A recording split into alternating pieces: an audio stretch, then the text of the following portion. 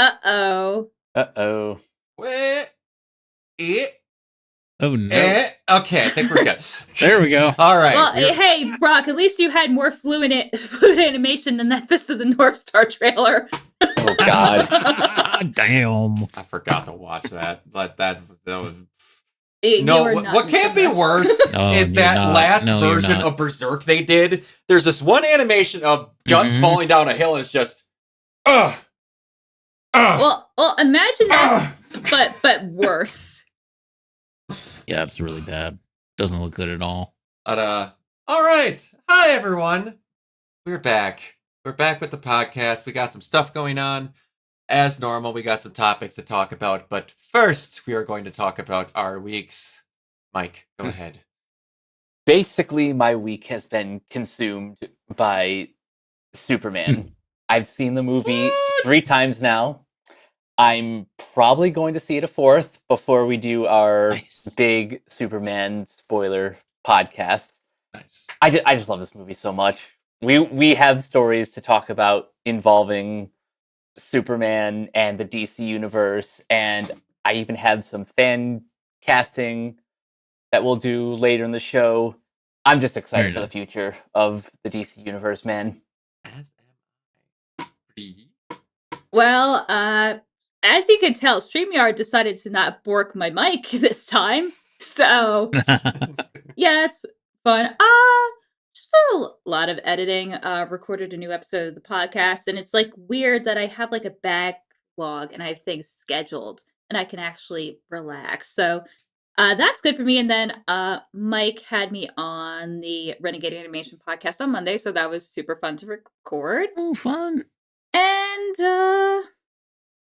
just prepping for life, just trying to do like some swimming and stuff. And yeah.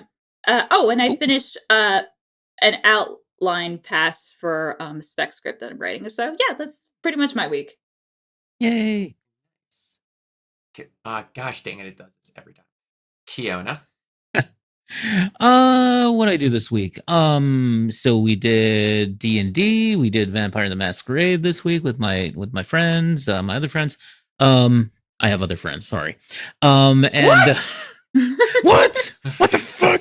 Anyway, also just like Mike, I want to be like Mike. Hey, Crafty. I have also had my life consumed with Superman stuff, and just I saw the movie twice. I loved it. Umbreon. Huge fan.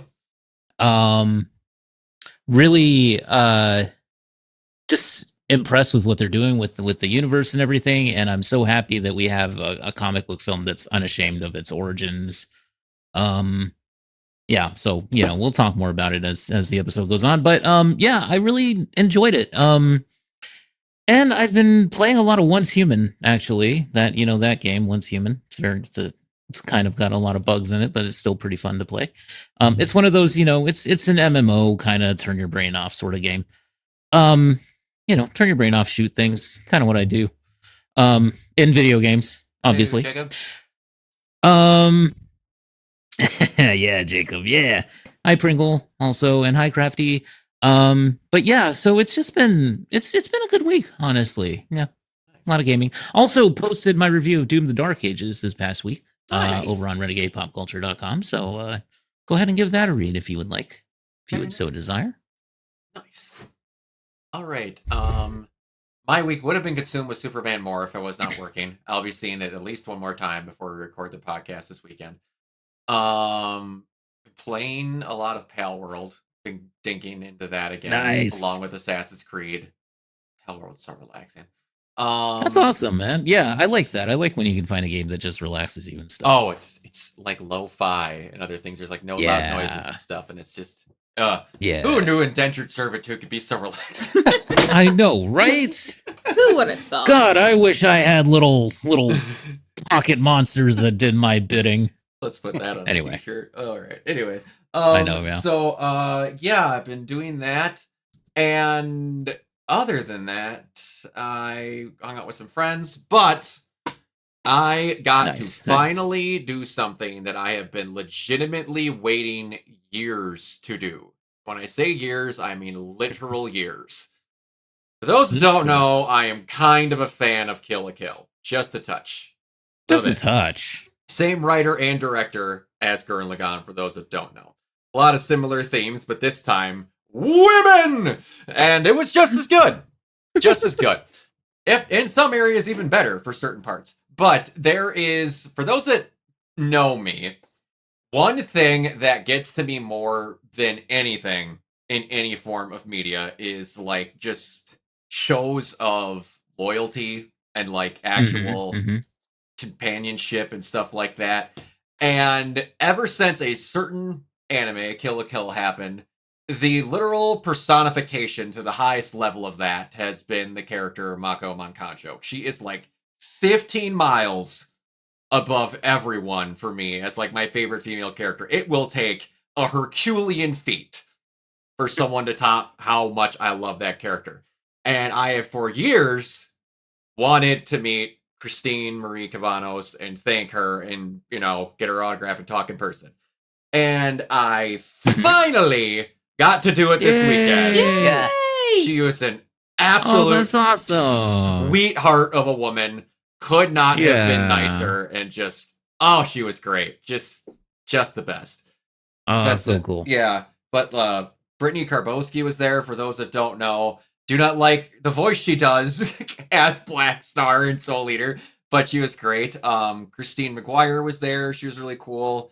Couple of voice actors, Wendy Powell from Claymore, and the one that I forgot was going to be there, that somehow I went and shockingly saw because she was at a panel. I didn't know what was happening. Mary Elizabeth McGlynn was there. Oh, nice. Oh, wow. Yeah, I met her. She's awesome. Yeah, she's so nice. One of the most chill people on the planet. Super chill. Super chill. Oh, she was just awesome. But when I met her, I told her I liked the songs that she sang on the Silent Hill soundtracks and stuff. Nice. Oh, nice. And she was like, "Oh my god, you must have nice dreams." I was like, "Nice to me." Yeah, she was. For those that don't know, she's married to Steve Bloom, who openly said, "Hey, I did the smart thing and I married my voicing director." But yeah, there you go. He was supposed to come, and then I think something happened with where basically he had to help take care of something at there, but he didn't get to go. I have met Steve already. Unbelievably a nice guy. Might be, I love him. When I say this, I'm not talking hyperbole. The most dedicated con person I've seen in my entire life. Yeah. The most dedicated. When I went up to meet him, he voices Liron and Gurren Lagann. He voices something in almost Spike anything. from Cowboy Bebop, the guy in the Big O. Yes. And I was like, all right. Wolverine. I know it's going to be like Wolverine, Spike, and a couple other people. I'm like, probably Grunt. Yeah. I'm like, I don't know if they're going to have the person I want. And then I go up and I meet his helper, and she puts up a fucking trading card binder. Oh, shit. Like, what? She goes, your character's not in there. He doesn't voice it. What? And then I look behind her, and you know those gray, like, unfold snap-in totes that are everywhere? Yeah. He had like 8 of them stacked to the sky past the top of this thing. And he's like, dang. He has everything. He's like, damn near every character he's ever voices in that box. Yeah. What? Like, how much of a pain in the ass is it to get all that here?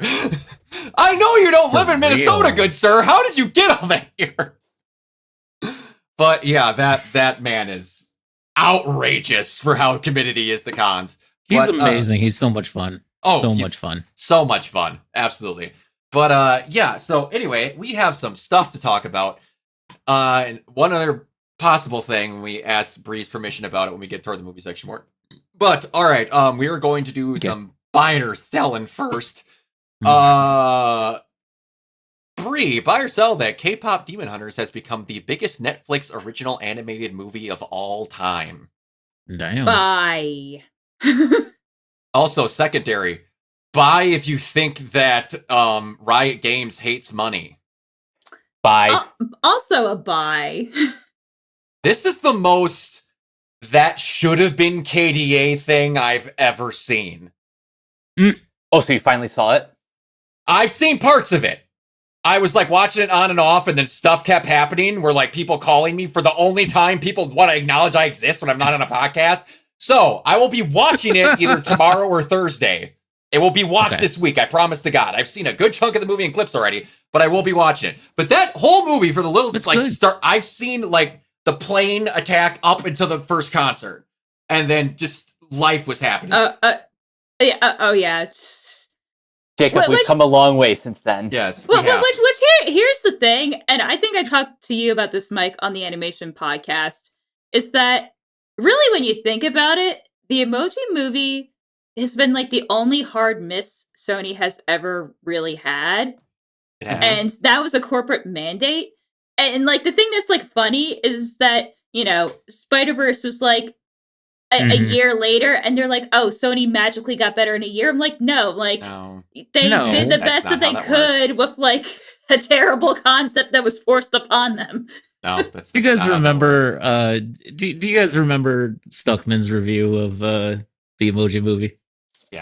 Yeah. Where it was just him going like, it sucks. Yes. I still remember the whole Jax film saga over it. But that amazing what you can do when you put some of a budget in and the people doing your things. But you know what? The Emoji Movie it did one good thing. It made sure that TJ Miller never had a career again. You know what? I think TJ Miller did that. Well, true. All on his own. True. 5 different interviews in a row talking about his experience on Deadpool 2, going from liking it to hating it to Ryan wanting to fuck him to Ryan wanting to hit him to all of a sudden Ryan's terrible. You've described 8 versions of how your experience on Deadpool 2 were. Which one is it, TJ? Or, you know, deciding to do a terrorism. Let's Yeah. Anyway. All right. Kiona. Buy or sell that. Daniel Casey, writer of Amazon's upcoming Mass Effect series, on what the story will focus on. With this series, we're really going to try and lock into the character stuff. You think?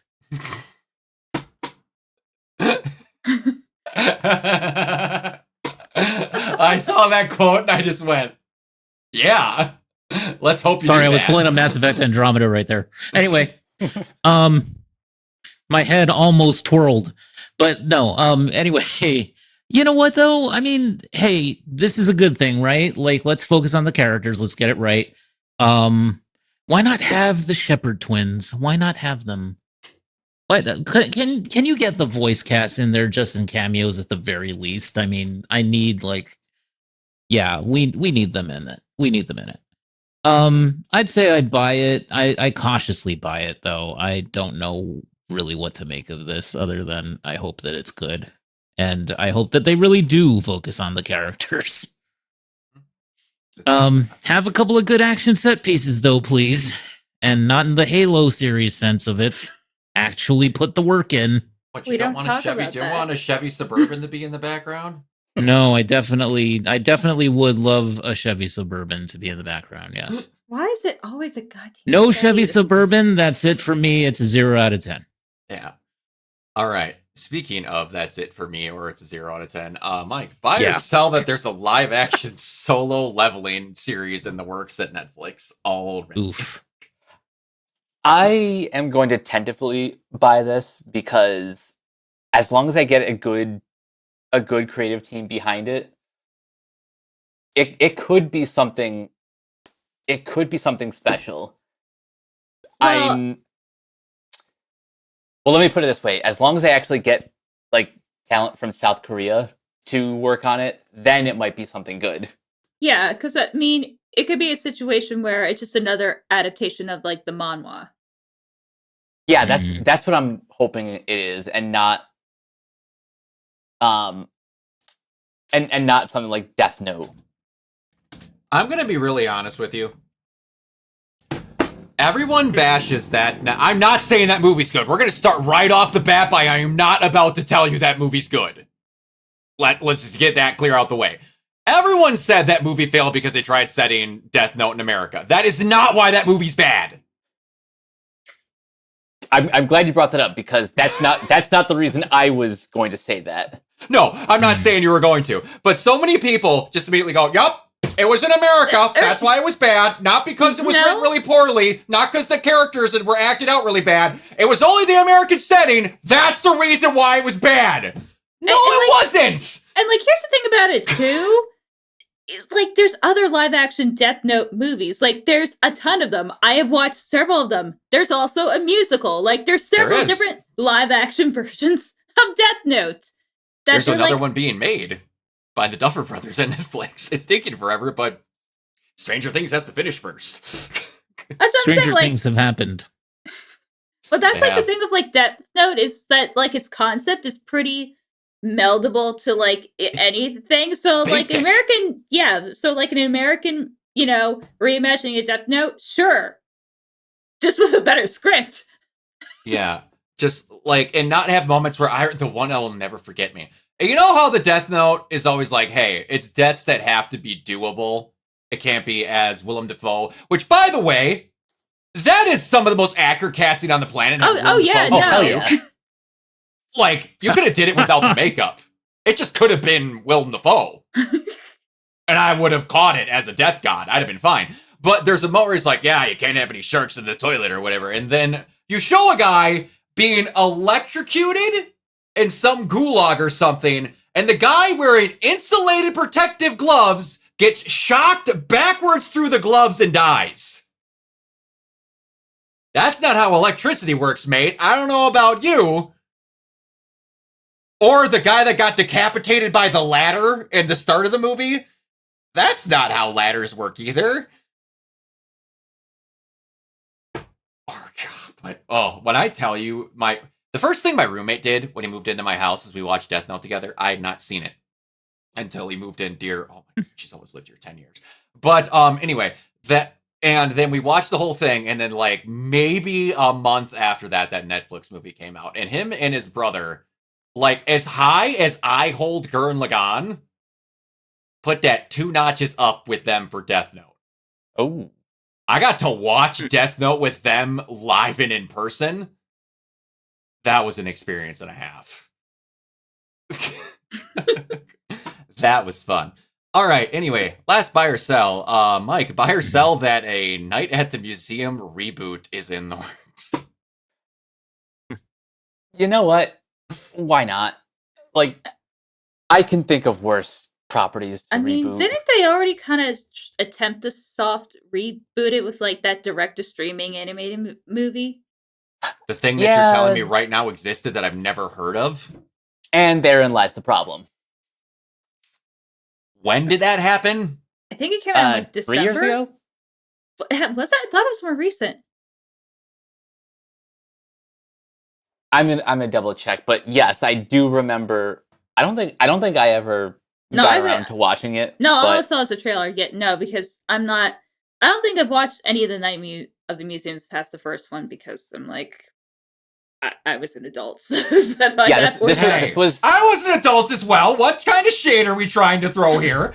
No, I'm just saying I was more into like art house shit. Well, more so than usual because we're more into art house shit. Person who just told me they're watching The Apple for.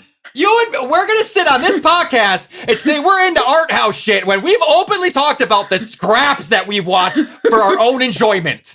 That is not the bullshit we're about to say on this podcast. Do not say Night at the Museum is too lowbrow for us to watch. I'm not saying. I said I was disinterested. Oh, and then Zach referenced Mo Jesus. Shall I tell a regale of Mo Jesus? Hank Azaria as what was it? Shoot. What pharaoh was he? I can't remember what pharaoh he was, but he is genuinely one of the funniest. Listening to him talk about all of the villains inside the museum and describing them, like him talking about Vader's asthma problem, was fucking hilarious. You're doing too much. I don't get it. You're evil. You're asthmatic. What are we doing here? All right. Anyway, so we're going on to some gaming news here. All right. Vice President of the European Parliament Nikolai Stefnoita? Going with it. Has signed the petition to stop killing games. I stand with the people who started this citizen initiative. I signed and will continue to help them. A game once sold belongs to the customer, not the company. Yeah. I like that there's actual parliament involved in it. Because, like, when they started literally ripping copies of The Crew out of people's bought Steam libraries, that's not cool. For real. That's not okay. That crazy. is just not okay. But also, speaking of not okay, so a while back, we were very happy that Tango Gameworks got rescued by Krafton. I was very happy because Tango Gameworks is was the holder of one of my favorite series of all time in the recent years, which is Evil Within. And then I found out they didn't get the IP because it didn't sell well in the second game, and Microsoft thought, we're gonna keep that game that we don't care about to ourselves. Sure. But anyway, so then we find out about Subnotica. I don't play Subnotica. I know a lot of streamers play Subnotica. I don't play Subnotica. I know some people like it. It's not for me. But Subnotica 2 has had some drama, to say the least. That is some of the scummiest shit I've seen in my entire life. So, amid the increasingly bitter row over the $250 million bonus, which essentially is the team needed to make, I'm going to make sure I read this quickly here before I get this. Cleveland announced a lawsuit on Reddit. This is the Subnautica devs are suing them because not only right before this, after Krafton bought them, the three heads of the studio just got axed without notice. Kicked clean out. Then they filed a lawsuit just a few days indicating that Subnautica 2 is ready for early release. According to the earlier reports, the decision is part ways the former team leaders and the delay of the game potentially due to a $250 million bonus that Krafton was supposed to pay the Unknown Worlds employees. The bonus was only slated to be paid if Unknown Worlds reached a certain financial numbers in 2025, which is difficult or impossible without Subnautica hitting early access this year. So they delayed it to 2026 to avoid paying out bonuses. Wow. Of course they did. Jeez. Yeah, and there's a lot of different other things that go into that legal documents got leaked, and it gets bad, but I'm not going to go too far into it. But I had to reference at least that $250 million thing, because that is fucking outrageous. It's crazy. We're going to hurt our own sales and possibility of sale just to fuck over our own employees.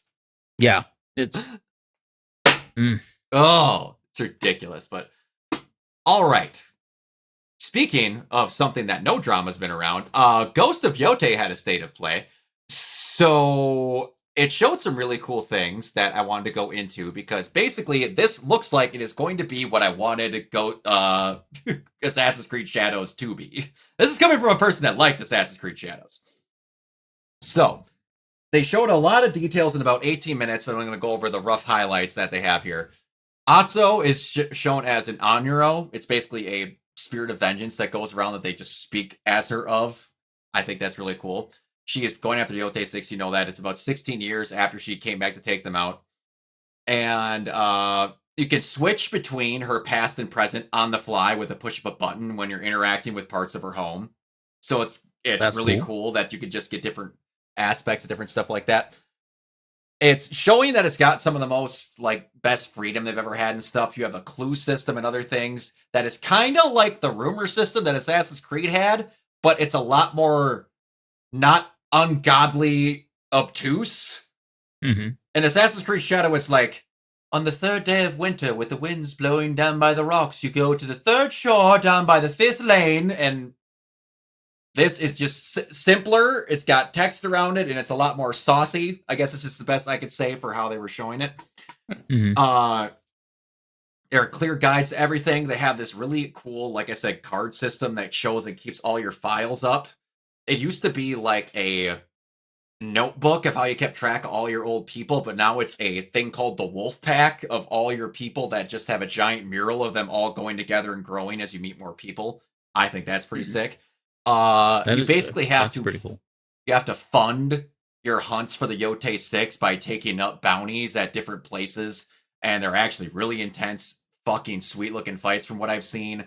You can camp wherever you want, and one of the coolest things I've seen from this camping thing is that normally one annoying thing it can be is like if you want an upgrade from a specific dude, they could be on the other side of the map, which nowadays games are fucking huge. If you just camp for the night, your wolf will sit down next to you, you can eat, and at random, if you have like an upgrade from someone that you have not got to, they will like stop by your campfire to like chill with you and talk and give you availability to get that stuff just at your that's cool. campfire. So you don't have to go chasing all over the damn map for people. It's pretty freaking sweet in my opinion. But you got alternative upgrades you can buy from certain merchants, only certain stuff you can learn from certain allies after you meet them. Instead of stances, it's weapons now, so you switch your weapons on the fly in the middle of combos and other things like that. You can pick up weapons from other people. There was a scene where Atsu killed a guy, picked up his spear, and then threw it through a guy having another conversation and basically pegged him up against the wall. Nice. It was pretty sick. The wolf pack, like I said, it's your UI of different stuff that you go through of all your people in your group. You can fully customize different stuff. The character customization you had for other stuff in Tsushima is like 100 times better in this, that I'm looking quite forward to. One thing that I thought was fucking sick from this, that is some of the modes that they're doing. I expected some, but not all of these. They have a full Japanese lip sync this time, which was the thing that kind of bugged people. They got it eventually. They had English and Japanese, but the lip sync was always for the English. So like it was kind of screwy, but they did eventually change that. Now they have a full Japanese lip sync, a Kurosawa mode as normal, and I'm trying to remember. Oh, it's like 13 Samurai or something like that. The director of that, like an inspiration from that, where the camera is super close up in on you as you're fighting to make sure it feels like the movie touch. But the coolest one is Watanabe mode, which is they got a bunch of custom made and commissioned tracks from the director of Samurai Champloo. Oh. So that you can have a lo-fi soundtrack in the game for the entire game versus the regular one. And they sound sick as fuck. That's cool. So nice, I'm quite happy about that. That is going to be a fucking sick game. Just the animations. Like, you have a giant Odachi blade you have, and you know the lazy thing where you could just, like, go like that and just stick the thing in? There's an actual animation because that fucking sword is so big that you actually see Atsu pull the sheath back this way, pull this one up this way so that it actually fits in a normal way. Like, all of it looks authentic. They didn't, like, skip steps for animation. It looks awesome. That's cannot wait for that. All right. So, hey, Kiona, do you remember when is that a Zanbatu Club sword thingy? No, they don't have that. Their weapons are a spear, Surigama, dual katanas, an odachi, and a regular katana. And then a longbow, short bow, and some form of rifle. I don't know if it's teppo or what they classify it as, but it looks awesome. All right, so cool. Kiona, do you remember when the Blade trailer dropped? The game. Yes. Do you remember that what year it dropped? Quite a while ago. Wasn't that in like 23 or 22? Yeah, I thought it was 2023. Yeah, pretty sure it was 23. I'm pretty sure it was, right? Game trailer. I think it was in 2023, if I'm not Game mistaken. Awards 2023. Yeah. Yep. Okay. It has been revealed through a report that supposedly Marvel's Blade only started production in late 2024. What the fuck? And I put a note under here and I said it will likely come out before the movie does. Yeah, well, I mean, probably. at this point, that's a given. I mean, here's the that thing was at an Xbox event, was it not? No, it was at the Game I want to say it was Awards, the Game Awards. Yeah, it was at the Game Awards. No, it's the Game Awards. Which I'm like, half the stuff at the Game Awards at this rate doesn't exist. Because remember that Star Wars game that that's never that David Cage was going to work on? Well, that was a thing that just got announced but never shown. So I would blame that more on the fact that they went, hey, Disney went, maybe we shouldn't have hired the guy that regularly puts rape scenes in his games and openly models privates on women that don't get shown in video games. What oh, you're talking about the Blade trailer, but yeah, like, the thing is, a lot of these games will at least be 2 to 3 years in by the time this goes. Everyone feels like these games don't exist because they take, and again, I know I've said this 8 billion times, they take like 7 to 8 years to come out now. And then people will bitch if they don't announce them early enough, but then they'll bitch also when the same shit gets shown for 7 years because they don't have any more to show. Yeah. Oh, no, we were talking about Star Wars Eclipse. That is the one that that is exactly what we're talking about. The Disney probably got wise and is not doing it. No, the one that's never coming out and would be good, they say it's still happening, is the KOTOR remake. Oh. That's not happening. Yeah, that no, was that's in the not happening. PlayStation 5 reveal event. Yeah. I don't remember a trailer for the Eclipse. No. For Star Wars Eclipse, there was. No, they did a whole big teaser, and then everyone was like, "Oh, hell yeah!" And then they saw who the dead was, and then everyone went, "What was Fuck! in it? What was in it?" I think it was a lot of taiko drums. Yeah, a lot of taiko drums. I think it was supposed to be like one of the like Star Wars like witch people or something. Yeah, it was supposed to be like the sort of like Dathomir. There was like a lot of stuff in it. Oh wow! But it was these will probably come out before. And everyone was so hyped, and then everyone saw who the dead was at the end. When and they saw it was like, Quantic Dream, they were like, "Oh shit!" Yeah, the guy who thought that robots would be a good analogy for slavery. Newsflash: they weren't. They weren't. Well, but anyway, I just don't know. You know, my problem is that like if they're gonna do something like this, David Cage. If they're gonna do something like this, they should they should at least tell you that this is a concept. You know what I mean? Like they should. If the Blade trailer was just a concept trailer, then label it as such. A concept if you're not trailer. If you're not actively working on it or not actively developing it until a year and a half down the line, or like a year down the line, I just don't know what to make of that. Oh, you mean like when they showed the rolling hill shot for Elder Scrolls 6 3 years before they started working on it? Yeah, we know you're making another one. You didn't have to announce that. That was the most duh thing ever. Yeah. Anyway. Oh, well. Isn't it the studio how MJR handled production of cycle for Cuphead? I don't know how they handled the production cycle for Cuphead, so. I'm really not sure. Heisers, I'm really not sure on that one. Anyway, things I'm really also not sure on. I cannot fucking win with video game adaptations. People are going to come for me online, Resident Evil mover director says, as he's not going to follow the game's story too closely. Hooray. That seems like the way to go. That worked the first time. Cue the SpongeBob. How many times do we have to tell you, old man?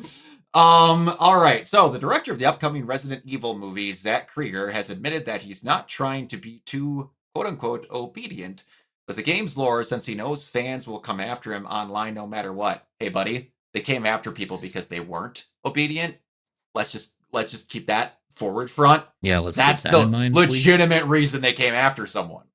So not just because you're there. Although almost every Resident Evil fan has their attention focused solely on the upcoming 9th mainline game, Resident Evil Requiem, there's not a big enough for the series that's in the works right now. There's also a new movie coming out, but this one with a lot more exciting than previously underwhelming adaptations. Simply titled Resident Evil, the upcoming movie is directed by Barbarian lead Zach Krieger and has also gone on record to note that he's a big fan of the game, still even though Krieger loves Resident Evil. He admitted he's not going to try too hard to follow the games as closely as you might expect in his reboot.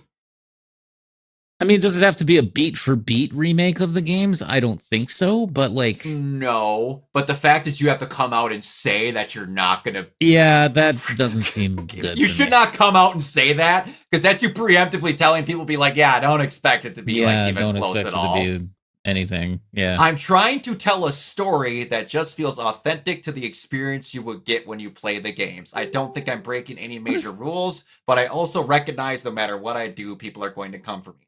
You making this statement and saying you're going to not follow the games is making people want to come for you, Zach. Yeah, because literally, that's what everyone's ever asked for. It's just one decent Resident Evil adaptation that actually follows the characters in the games, and it's never happened. I'm gonna be forward and honest here. Forward and honest. In my opinion, we've gotten it to a lesser degree twice. This is me being me. One, you're at least in the Spencer Mansion the entire time. You've got zombies and liquors. Two is a serviceable thing of three. Could not get better casting for Jill at that time. Jenna Gilroy. Fucking perfect. And perfect. Yes, the prosthetics were perfect, but I still think that Nemesis was pretty all right. And Mike Epps saying GTA motherfucker 10 points. Mike Epps has one of my favorite dumb jokes of all time in that movie. I can't remember, is it Dr. Isaacs or whose is it? It's coming up the plane after they're all having the fight with Nemesis, and he's trying to get away after like Nemesis like figured out that he was the form or whatever. He runs up on the plane and he goes, "Why haven't we taken off yet?" And then Mike Epps turns around and goes, "Because I normally drive a Cadillac," and then he punches him in the face. God damn it. Mike Epps is also the worst and best part of that movie. But then after that, they all fell off a cliff because like there's very few movies that do this, but that movie series felt like that soft rebooted itself every time a movie came out. Yeah. Almost sounds like the X-Men series. Kinda. But yeah, imagine if Mike with Wolverine in one movie, he's got adamantium claws and a healing factor, and in the next movie, he could shoot rockets out of his dick. And then, in the next movie, they forgot about the rocket dicking. And just went back to the claws and healing factor. Is it wrong that I would watch a Wolverine movie where he could shoot rockets out of his dick? Because, like, I would watch the hell out of that. At the end of, is it 3? 3 or 2? Alice looks through a camera with psychokinetic powers and makes a guy, like, have an aneurysm and die. Yeah. A power she never had. That never happens again. Ever. She just forgets how to do it. It's so weird. And then she gets her powers taken away. And then later on, like randomly on top of the White House, Wesker just, "You're plot relevant again," and just sticks a needle in her neck and she just gets them back. And then in the next movie, Wesker hates her 5 minutes later. Ugh. So weird. Giving me pre-Teen Titans Go, since the directors mentioned that they didn't watch the original series and planned on giving a long-awaited 6th season of a show when it's first. I don't want to talk about Teen Titans Go. Anyway, so what were we doing here? Okay, we're down to going on here. Okay, so speaking of doing video game adaptations right, in my opinion, we're going to talk about what Mortal Kombat has been doing with Johnny Cage.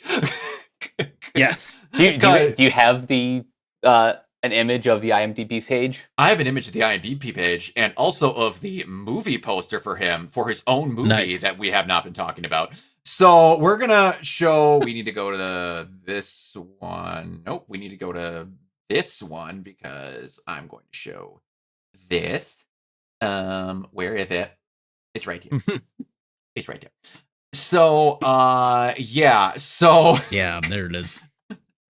There is Jonathan Carlton, known professionally as Johnny Cage, is a martial arts champion, action star, and sunglasses enthusiast. Stars of critically watched films as A Cage is Born, watched. Center Cage 2, Turn It Off, Ice Cage 2, Meltdown, and the surprisingly heartwarming Bonnie and Cage. Cage is best known for not requiring special effects to pull off his impressive fight scenes, but direct result of his extensive martial arts experience and for being incredibly handsome. Brilliant. Read the FAQ. Oh, I'm going. I'm reading all this. It's great. Born June 1st, year unknown, in Venice Beach, USA. Awards: Best Fight in a Feature Film, Best Sunglasses, and Best Hair. Quotes: It's showtime, and I'm Johnny fucking Cage. Nicknames: Johnny fucking Cage. Very nice. Very nice. Known for Uncaged Fury, Hard to Cage, The Gist of My Fist, Rebel Without a Cage, Cool Hand Cage,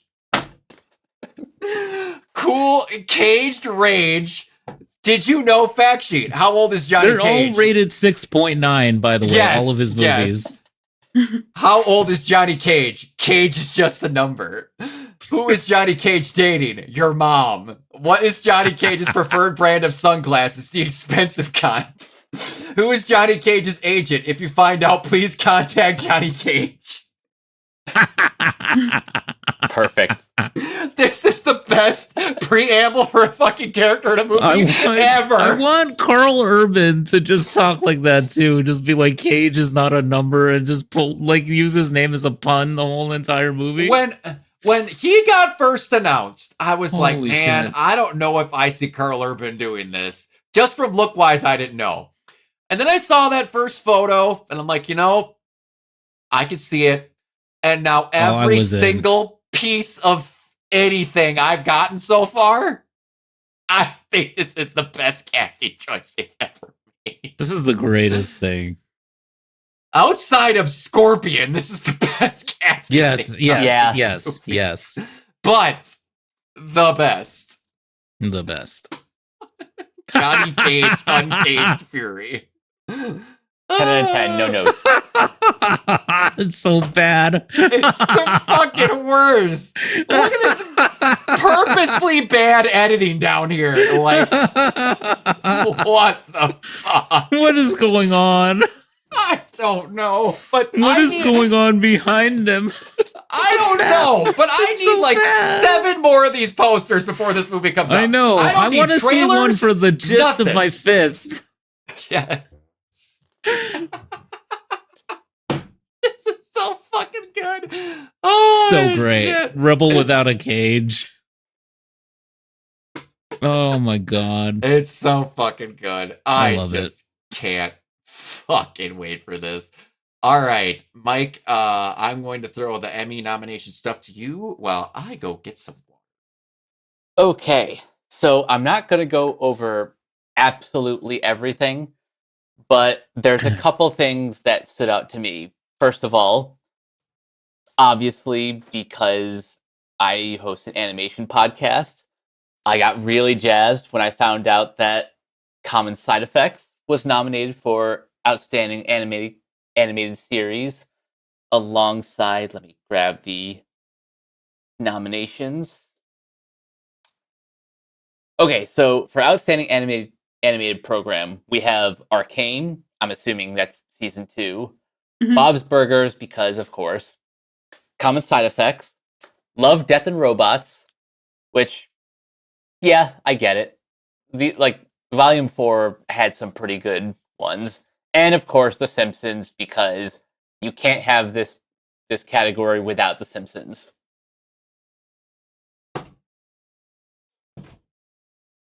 But the one I really want to talk about, and the one that actually broke the record for the most nominations. Fucking Heisers. I like the part where Johnny Cage shouted, "It's Cajun time."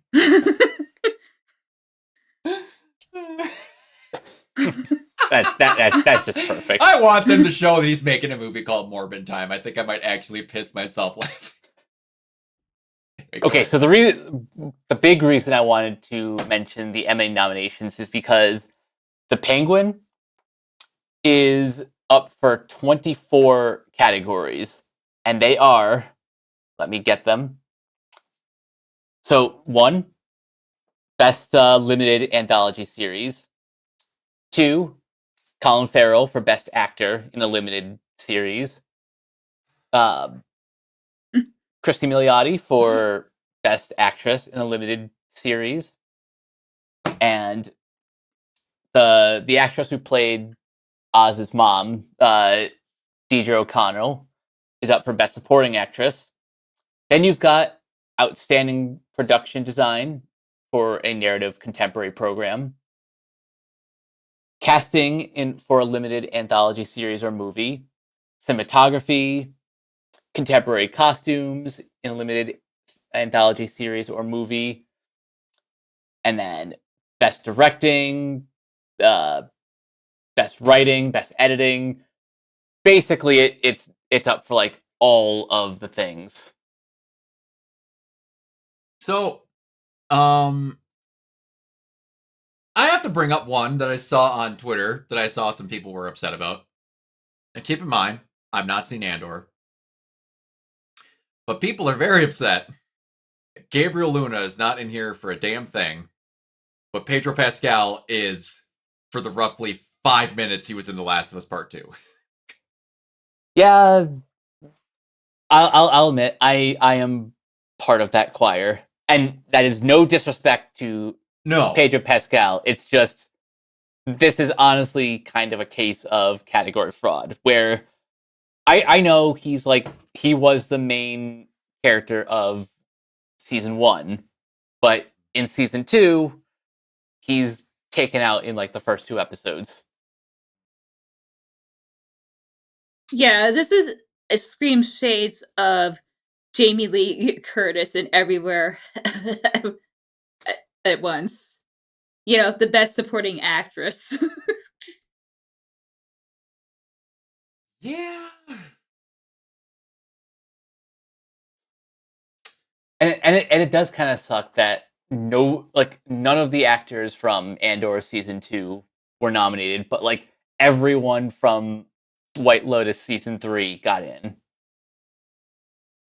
And yeah, I forget. Didn't that kind of suck though? I have not watched The White Lotus, so Yeah, I can't comment on the quality. It's just every once in a while there will be that one show that just always shows up at the Emmys. Well, I almost kind of feel like the fact that Andor is attached to Star Wars, they're like, oh, it's a Star Wars show. Well, yeah, but it still got nominated for Best Drama Series. Yeah, but I think it's more like who the showrunner is. They're like, we'll give you that.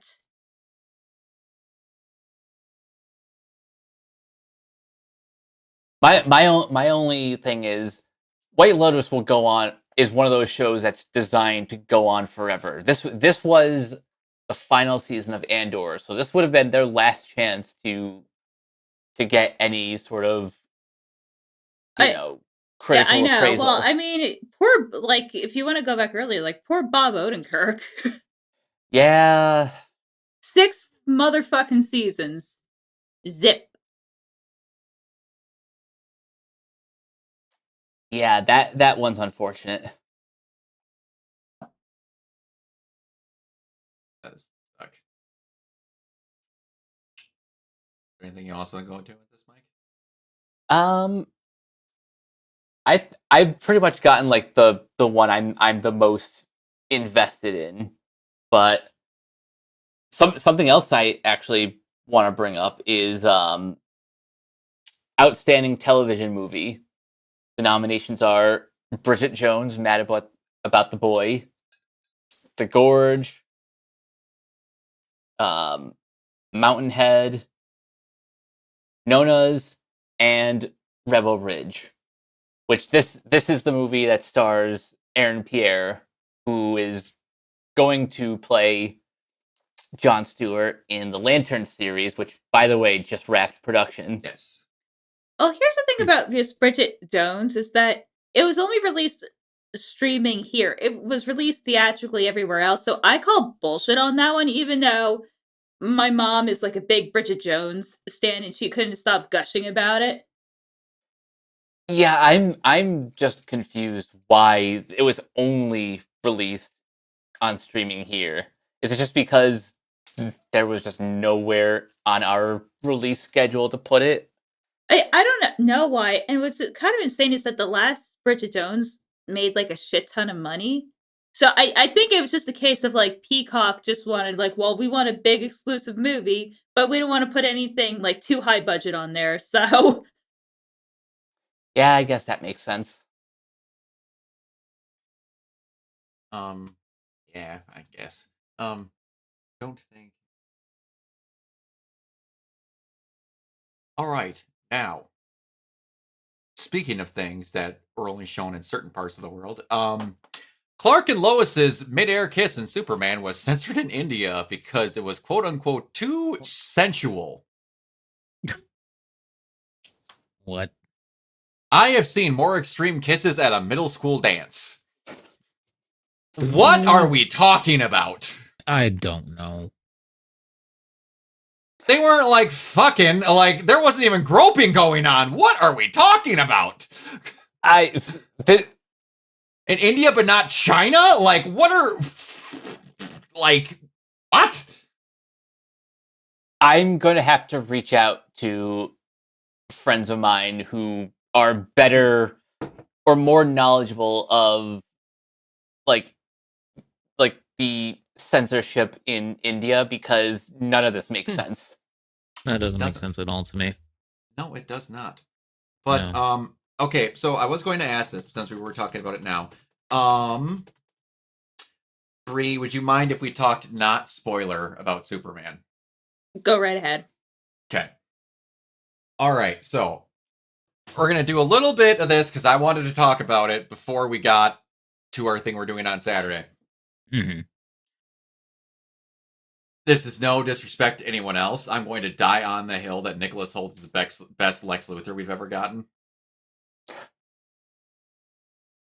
I am getting close to agreeing with that. I still hold Michael Rosenbaum to a pretty high regard, but that's only because he's been putting in the years, whereas Nicholas Hoult, in the 2 hours that he had, ate all of that scenery. No, that's what I'm saying why I like him so much. To me, he got in as much in this movie alone that Rosenbaum got in 10 years in Smallville, in my opinion. He had monkeys shitposting about Superman. Also, someone commented, the best version of the extra why Holt is so perfect as Lex. They got a guy to play Lex who was rejected for the role of Superman. I mean, that makes sense. How perfect is that? It's too perfect. Mr. Terrific, one of the best castings in a DC film, legitimately ever. Yep. Everyone owes Nathan Fillion every apology ever made. Yes. Yes. Ever. It's almost like you guys forgot that he's an actor and not just James Gunn's friend. It's almost like he's really talented. I really love the way he played Guy. I love the way he played him.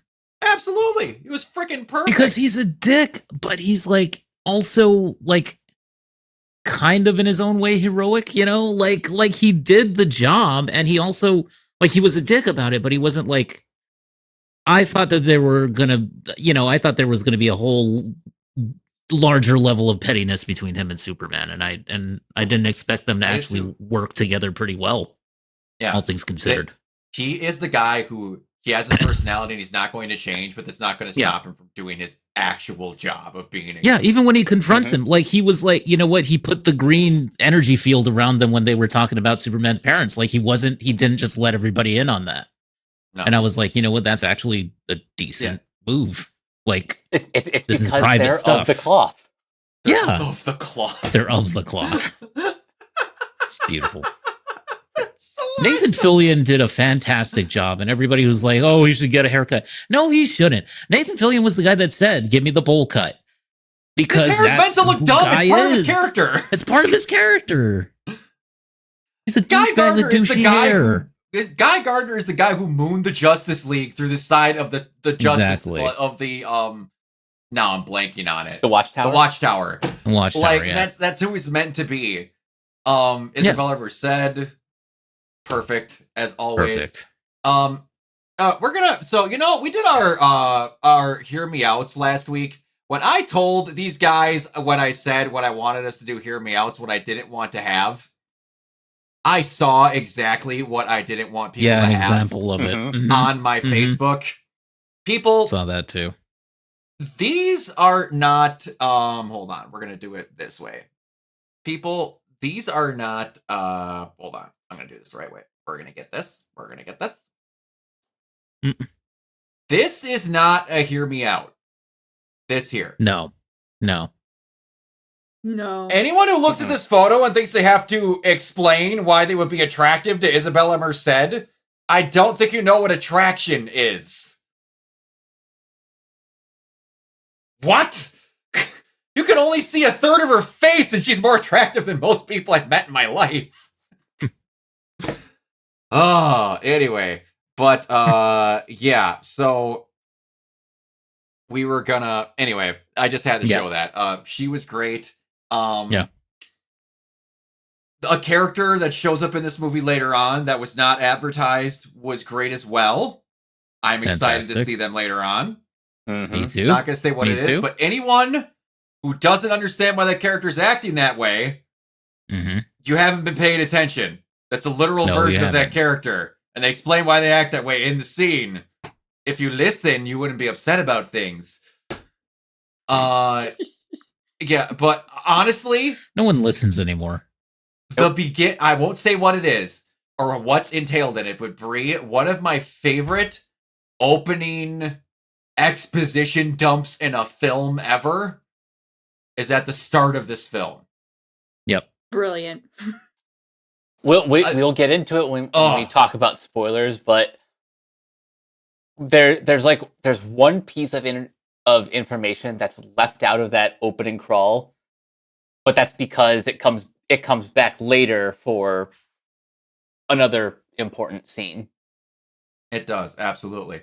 And it makes this Superman seem like one of the most powerful Supermen on the ever. Yeah. When people, that's how I could tell her, was like, Superman was really weak in this. I'm like, cool, you didn't read that opening crawl whatsoever. Because if you read that and thought he was weak, you didn't read it. They just showed off one of the most powerful Supermen on the planet that's finally now having an issue with someone.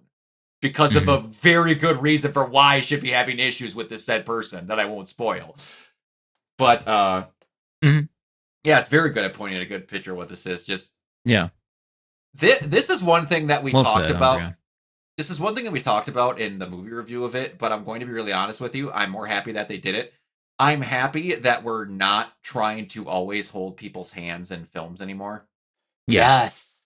Like, this movie, it just is what it is. It dropped you in a film universe that's meant to make it feel like it's been happening for a while. And this felt a lot more organic than what it did in the last time we tried this. Yeah. That is something where, like, that's true in the world of comic books. It's true in the world of comic books too. Every comic book is somebody's first, if you do decide to go out and pick one up. And oftentimes when you pick one up, you're going to be thrust into the middle of a story.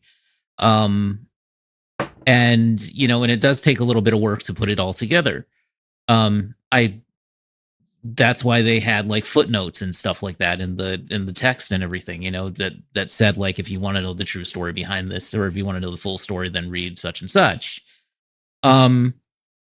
So that's something where, again, it's an unashamedly comic book film, and that's something that I really like about it. I think that it captures the sense of who Superman is, and all of the characters really are well characterized, and also just the fact that like Lex is who he is, and he's also got not only does he have the crazy like land grab thing, which continues to be a thing from Gene Hackman's Lex Luthor, and also like there's a lot of Rosenbaum DNA in this performance from Nicholas Hoult, and he is a crazy businessman, a crazy mogul type, but he's also a mad scientist.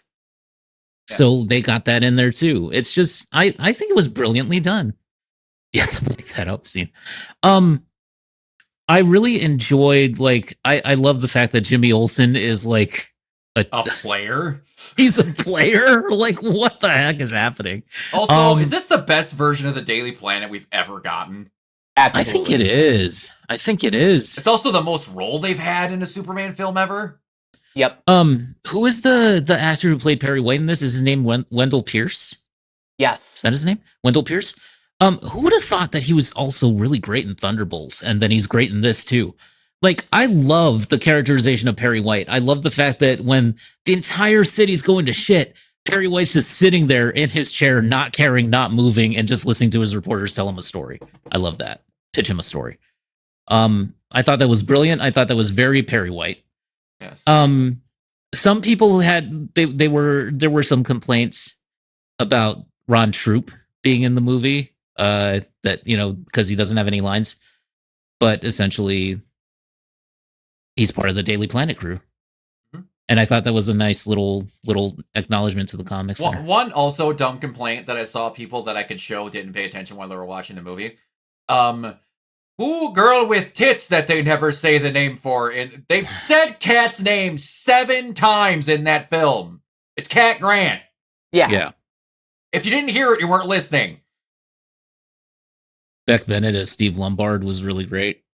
Yes. That's another example of just like pitch perfect casting. Pitch perfect casting. Eddie Gathegi, who was Mr. Terrific in this, was also Darwin in X-Men First Class. Redemption. The character who couldn't die, who was then killed off first. Yes.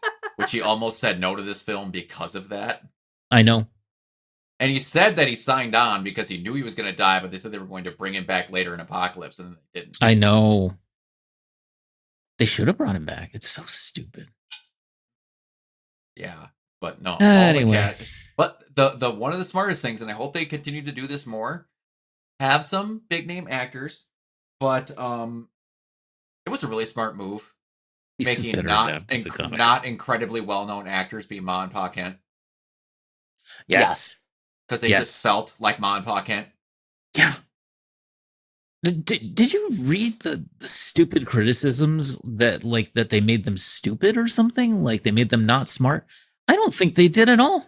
I think they're just simple. They feel like actual like salt of the earth. You want to know what that makes me feel? You've never met an actual fucking farmer. Yeah, and it's not simple in the fact that they're dumb. It's just simple in the fact that they live their life on a farm and that they live simply. That's what I mean by that. And if you can't tell the difference, then you're an idiot. Anyway. Yes. They're people that live very basic lives because that's all they've ever known. The most exciting thing that ever happened to them yelling is into Clark. the phone, her like yelling into the loudspeaker on the phone and stuff, like my parents do the same thing. Yes! Absolutely. If anyone who didn't feel they had parents like that, you're lying. You just are. One of my favorite things, short story. I've never got to talk about my grandmother much on here. She was my absolute hero, one of my favorite people on the planet. One funny thing talking about like on the phone. After my grandpa passed, she was living at the house alone. We didn't get to visit her all the time, but I made sure I called her every night without fail. My grandma has a very basic phone. Like you go into the house, there's a porch, you go in, and it's split off to like a TV room, a dining room, and then like a little side sunroom where she always watched TV in there because there was plants and stuff. Yeah. By the door, there would always be a telephone. But in her TV room, there was a better telephone that was louder. Without fail, every time I called her for 2 years straight, without fail, every night it would be, "Hey, Grandma, how's it going? Hold on 1 second. Let me get to the other telephone." She'd wait, go, "Can you hear me now, Grandma?" "Yep, I'm good." And I know she got up from the TV room to go pick up that phone to then say, oh, let me get back to the other one. Go back to where she was sitting and then go talk to me on that phone. That is how old school of that ilk people are. They're simplistic. They're not dumb. They're simple. There's a difference. Yep. I can tell you right now, most Amish people, being a person who's from around the north, are very simple people. But guess what? They could outclass, outwork, and outsmart most people that are highly educated and city folk. Because they live simplistic, hardworking lives. There's a difference between simple and stupid. And people in big media don't get that because, well, they're not doing long, drawn-out soliloquies on the side of a mountain, so they're fucking dumb. No. They're basic people. Yeah, and I thought that the little scene with Jonathan Kent, I thought is one of the most touching scenes that I've seen this entire year. Oh yeah, I it was so teared good. up every time. Every time I tear up, I heard that speech. Yeah.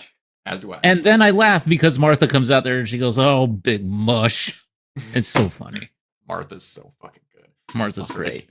What it reminds I me want to of, say that okay, go ahead. Yeah.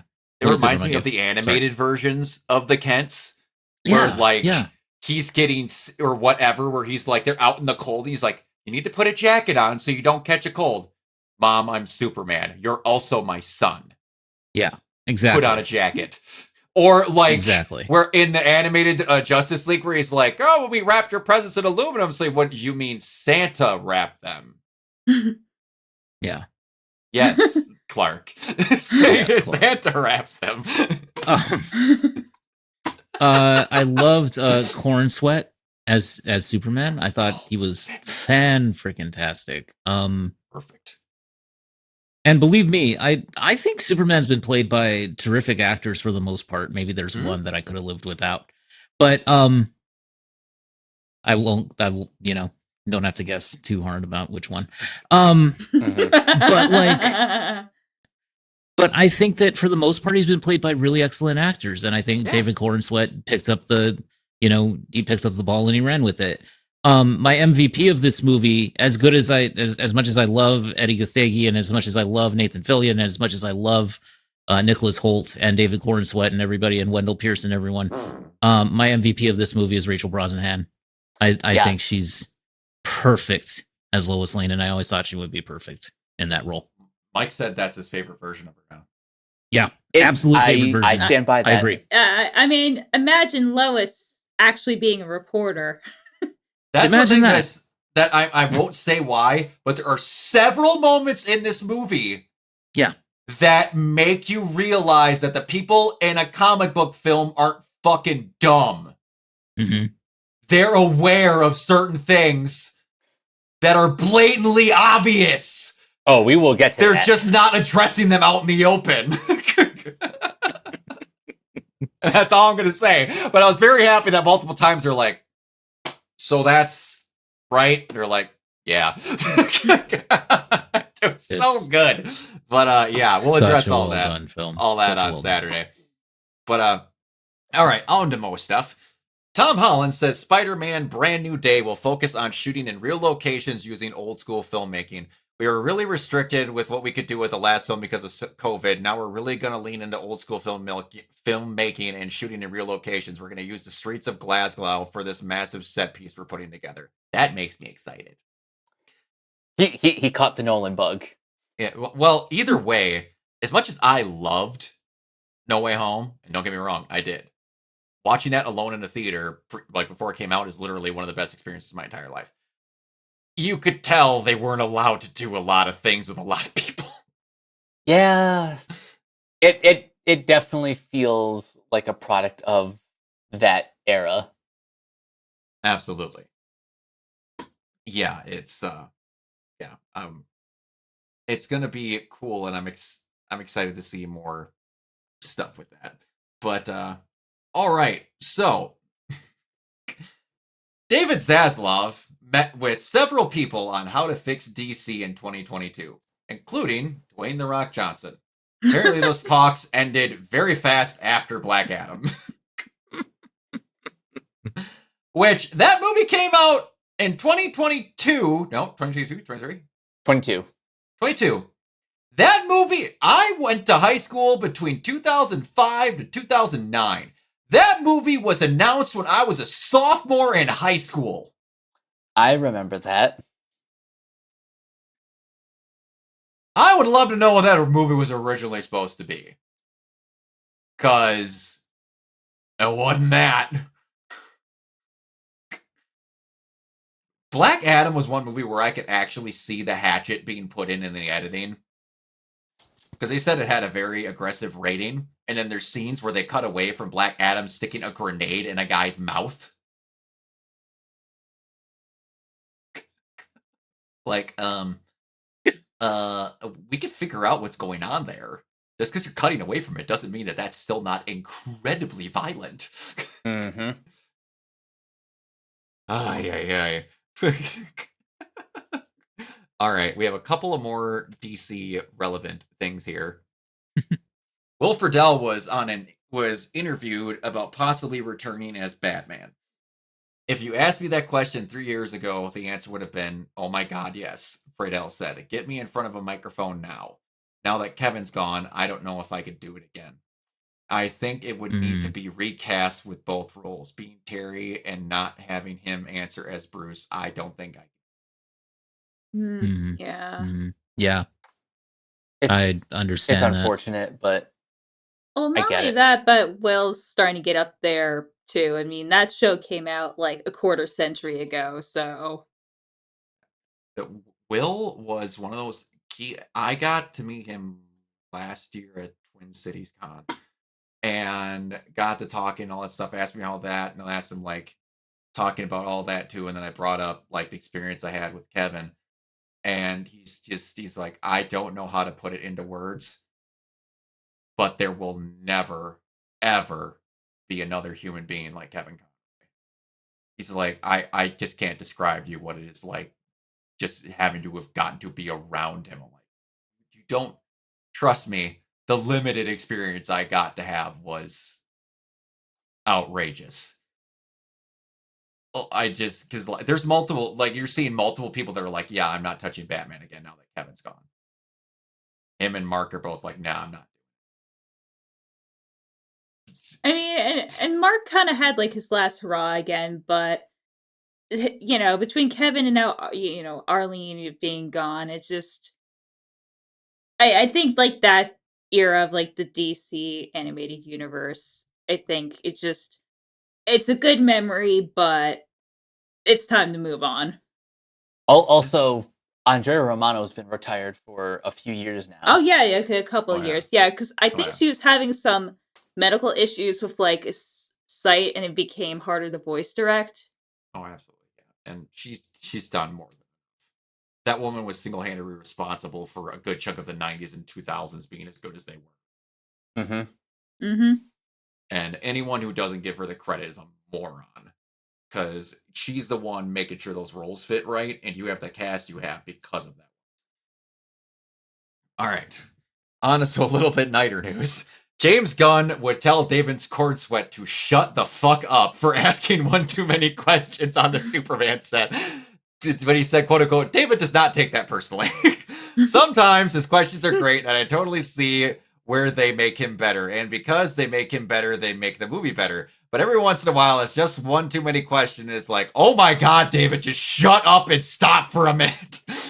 Gunn says, one beautiful thing about being David is that he knows that about himself and he knows where my limits are. And when I say, David, shut the fuck up, he totally gets it and does not take that personally. I'm used to being very sensitive with actors, and you have to be that by default. Because many actors are incredibly sensitive because they're putting their emotions on the line on the screen. But with David, he's not that way. He's not sensitive like that. This is a Juilliard trained actor, so I'm sure he's been put through the ringer before. Absolutely. That makes me funny though, because Dave, like everything I've seen now, I'm seeing a lot more on my TikTok and other things of David Cornsweet popping up now. That dude, like, they've twice in a row picked two of the hugest fucking nerds on the planet to play Superman. Mm-hmm. Yep. Like, watching this where it's like, what role would you want to do whatever or continue to doing for that? Like, instead of saying Superman, he goes, I would want to be in Star Wars. Like, he's unabashed of how much of a nerd he is about everything, and it's fantastic. It's not thirst trap nerdy sometimes, like Henry Cavill was, but it's just cool to see that they actually have people that are like, no, this is the coolest fucking job ever, and I'm lucky to have it. Yeah. So, yeah. It's awesome. Absolutely. Yeah. But, yeah. Oh, yeah. I honest to God, hope that somehow, like, Henry does get cast in DC again. A, because he's a really good actor, and B, because I think I would want to see the actual world explode. That'd be if that cool. happened. That would be really cool, honestly. And you know what? I would want him to be cast as the lead in a DC project being directed by Zack Snyder. Oh, jeez. You just divided by 0 there. I think the pure amount of Twitter not knowing what to do would make me so happy. I don't think I could fathom the shitstorm that would happen. And then both Zach and they're like, yeah, it was awesome, and this and that. And we're like, we realized that, James and Zach are incredibly good friends. And that Zach's like best movie, which of the Dead movie was it? The Dawn of the Dead? One. Dawn of the Dead is written by James Gunn. Mm-hmm. People like to forget how long they've been unbelievably good friends for. But no, Destiny expansion day, I'm pleasantly surprised by it. Nice. I heard some people say it was pretty good. All right. Now, speaking of things that aren't very good, the Federal Appeals Court has struck down the FTC's click to cancel rule. The rule would have required companies like Amazon and Netflix to make it easier for customers to cancel subscriptions. It was supposed to go into effect next week. Like, maybe I am just ignorant. I'm being dead serious here. What other than corporate greed would be a reason for anyone to say no to this? Yeah, for real. Like, what could the appeals court go? No, I think it's actually pretty cool that it's hard to cancel your subscriptions. I want to know who campaign got funded. Yeah. Yep. That's what I want to know. It's so fucking stupid. Ugh. But, all right. Anyway, on to something happier, which makes me personally happy as a former and going to be pet owner again as soon as my roommate moves out. Nothing against my roommate. We just have a metric ass load of highly expensive electronics of his that I'm not going to risk with getting a brand new pet until he moves out. Superman has helped increase interest in dog adoption by over 500% thanks to crypto. Let's see why. Google searches after Superman premiere. Adopt a dog near me, up 513%. Rescue a dog adoption near me, up 163%. Adopt a Schnauzer, up 299%. And adopt a puppy, up 31%. Wow. Hell yeah. Very nice. Hell yeah. Everyone, rescue someone from a shelter if you can. Yeah, totally. That portrayal of crypto reminds me of my dog so much. Yes. And the reason for why he's like that is so good. It's so good. We won't spoil it, but it's so good. I mean, my dog is considerably better behaved, but it's still funny because, like, when dogs get rambunctious, when they get excited, when they see you and stuff, like, that's exactly how a dog acts. Exactly. Absolutely. So I thought it was very, very well done and a perfect portrayal of a dog. Absolutely. All right. So we have some things that I wanted to show here for some stupidity. Joshua Seth, who went through some shit right in the middle of last year when the hurricanes hit. He is the guy who voiced Ty in the original and current, whichever they flip-flop every now and then, Digimon series. And really nice guy, unbelievably nice guy.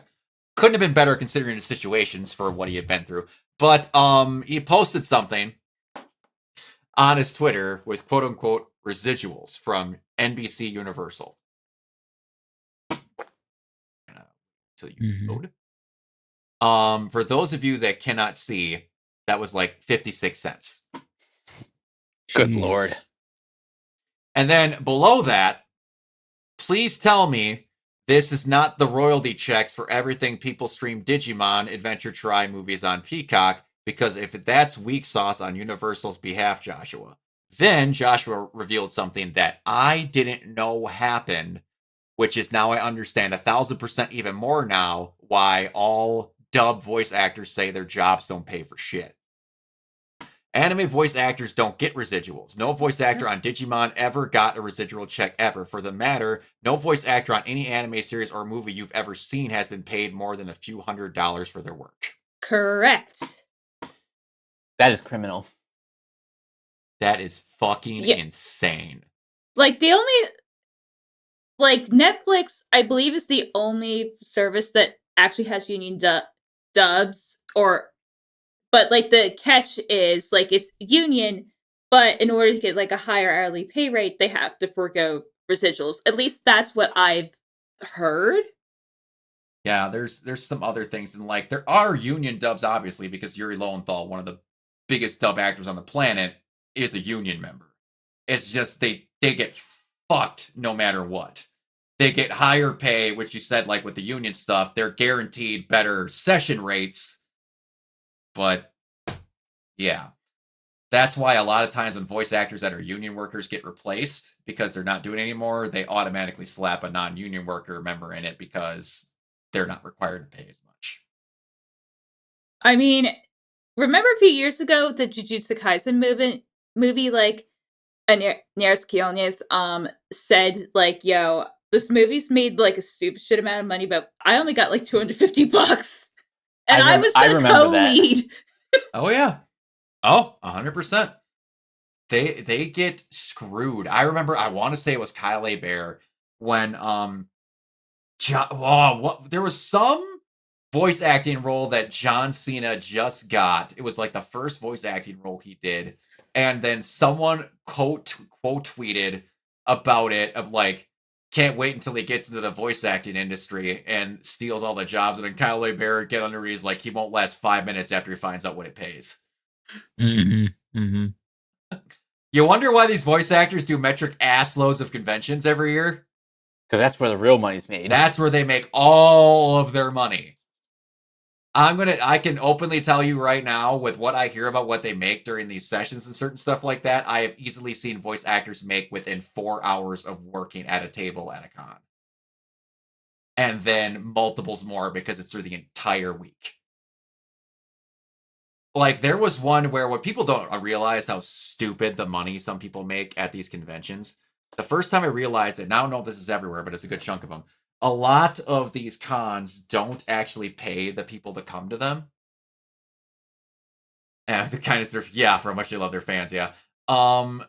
They don't pay the people to come to them. They ask them to come, and that's what brings in for the ticket sales and stuff like that. Not every con does that. Some of them do get paid to come in, so they get something no matter what. But a decent amount of them don't. And I went to, I want to say it was Wizard World, and the very first one I went to in St. Louis, the one where I met Kevin.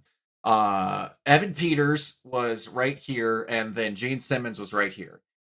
And I, for shits and giggles, was sitting there watching, waiting, because right after Gene and Evan were going to be out, Randy Orton was going to be in there, and that was a photo op thing that I had paid for, so I was going to go meet Randy. And then I'm sitting there waiting and watching, and they're very efficient with these things. Right outside the photo op is like a row of like 9 printers, and then you come in, shake your hand, say 1 or 2 things, they snap the picture, you move on. They filter people in there, probably 70 to 75 to 80 of them in an hour. Easy. Or some even hundreds for how fast they're going through here with the precision of some of them, like they were at this con.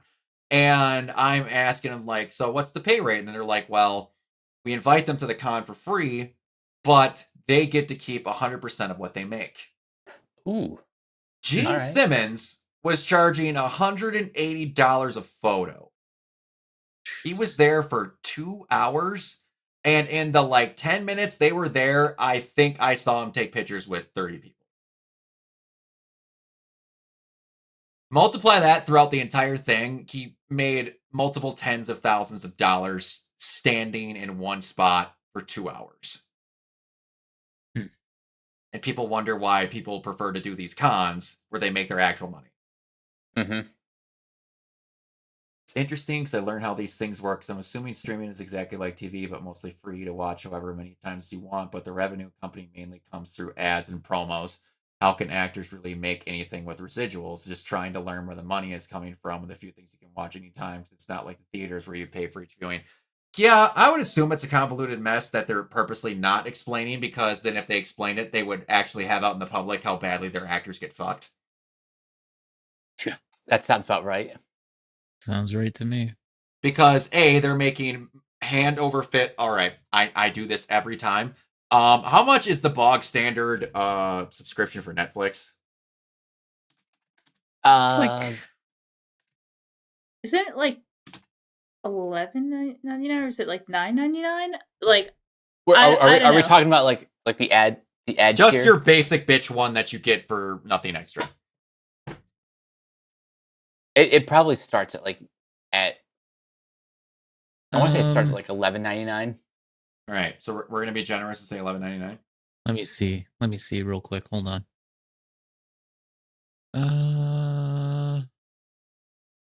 $7.99 standard with ads. All right, $7.99 standard with ads. We're gonna go off of that, right? Yeah. Everyone sees $7.99 standard with ads. I'm going to type in what this just told me and checked it. It's correct off of the current number of subscribers on Netflix. Uh-huh. We're going to make sure I get this right. We're going to do 1. So monthly. Jesus. That is their subscribers times $7.99. That is if you have the basic bitch package. That is $2.4 trillion a month. Good Lord. But yet, we're going to pay peanuts to the people that help you make the shit. Now, I know, but Brock, they got to pay rights fees. And they got, shut up. Please shut up. No. Mm-hmm. Just don't. That is without money they're pulling in from ads, without exclusive deals with other things, and all this other shit. I don't want to hear a boo-hoo fuckity-hoo for Netflix or Disney or anyone about the sheer amount of money they bring in on a fucking weekend. Yeah, Netflix is still by far the one that's the most subscribed, right? Like Disney Plus is maybe second. Yeah, maybe. But I want to say it's like Netflix, then Disney Plus, then Prime Video. Subscribers does, just for shits and giggles, Crunchy. Wow, that is much less than I thought it was.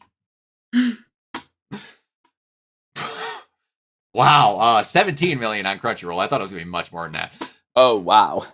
But Brock, how are they supposed to afford their yachts and money and baths and flights to Bezos' wedding? Because, well, how many subscribers does Amazon Prime have?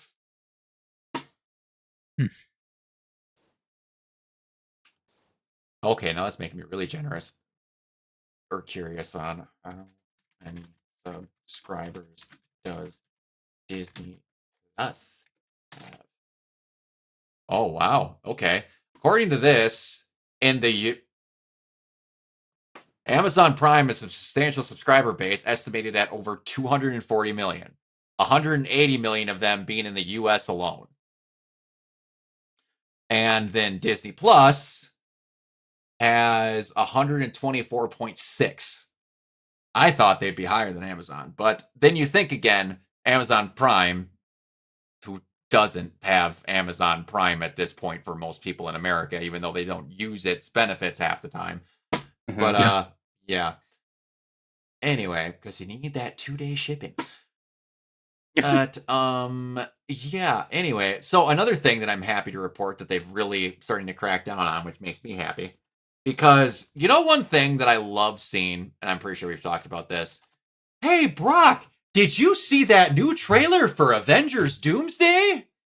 The movie they haven't even been filming for a month? No, that's not true. They got a trailer right there. It's this and that. Like, oh, can I see it?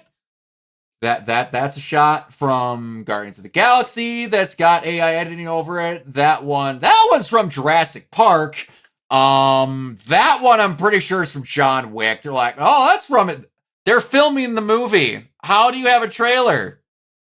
Oh, it's AI garbage slop that just gets thrown out. Oh, got it. Yeah, got it. All right. YouTube will only play creators who use their real voice and produce original content starting on July 15th. Making reused, copied content, low-effort uploads, and fully AI-generated videos will be ineligible for monetization starting July 15th. Good.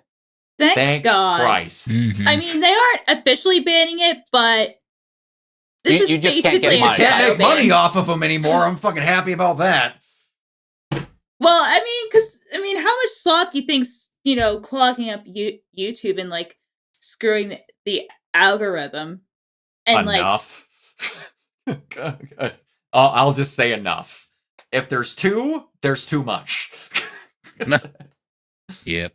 You think they could actually improve the accounting by largely expanding accounting depth so people can properly disperse the money to every worker? You would think that, but then their pockets wouldn't keep getting filled as much. Umbreon, you silly pickle.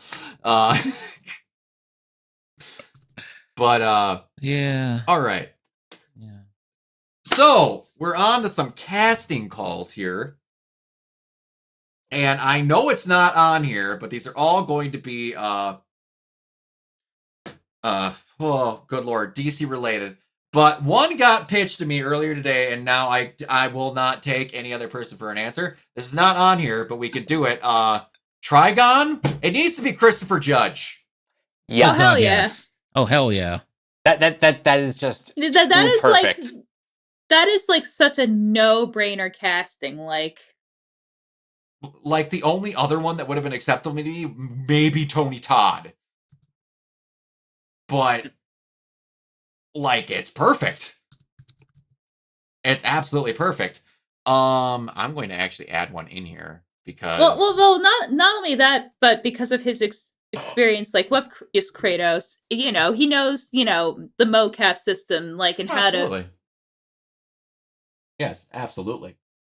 But all right, first one up on the list is Mercy Graves. I wouldn't mind Jessica Henwick doing that. I like that. Let's see that. Since she's typically portrayed as mostly looking Asian, from what I've seen for most versions of her. Yeah, that was kind of the thought process I was going through. Like I had names like Karen Fukuhara. Karen Fukuhara wouldn't be bad either. Uh, I'd like Karen Fukuhara to come back as Katana. Yeah, Yes. same. I would love her to come back as Katana. Well, what about Arden Cho? ooh, Yeah. I like that. Good choice. Good choice.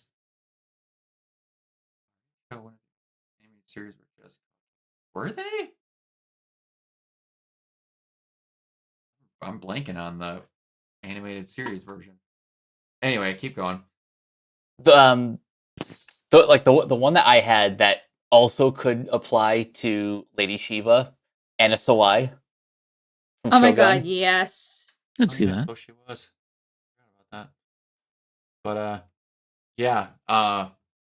The girl who did her in BVS actually wouldn't be bad either. Just bring her back and let her actually be Yeah, Mercy, just bring her not back just and do something. walking down yeah. the hallway for one fucking shot.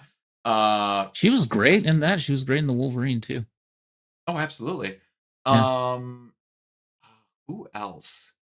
Man, thinking on Mercy Graves and the Asian casting, if they ever do, they need to make a better version of Cassie Cage. Or not Cassie Cage, Cassandra Cain. Cassandra Cain.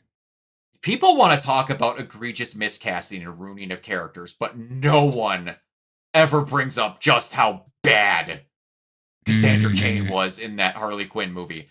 Because she's Yeah. Asian? She has to be Cassie? Like, what? What the fuck was that even?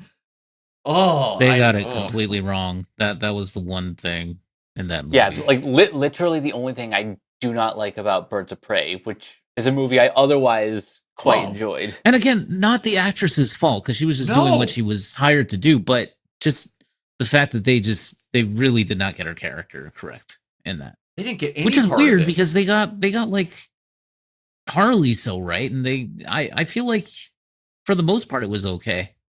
Yeah, Just the I Cassandra felt Cain everyone stuff was was great. terrible. Felt everything was great in it. Ewan McGregor was literally the Black Mask from the animated movie. Yep. Yeah. Like down to a T. Yeah. If you bring Maybe in, just a little bit more flamboyant, but still, he got the anger right. Yes. yeah, if you bring in Cass though, I need Steph Yeah. Well, we I need need a lot of Steph things. in We there. need a lot of things. I need Stephanie Brown, and we need Barbara Gordon. All right, so that's Mercy. I don't have one typically or specifically in mind for this one, but who do you guys have for Mongol? I also think Christopher Judge would be great for Mongol too.